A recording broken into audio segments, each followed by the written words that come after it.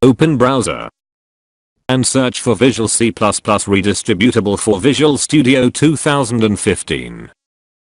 Click on Microsoft site. The other are viruses. Select your language and click on download.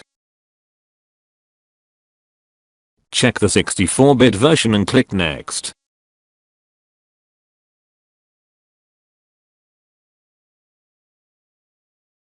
After the download has completed, install it. Agree to the license and start installing. Now the Unity Hub should start without any problems.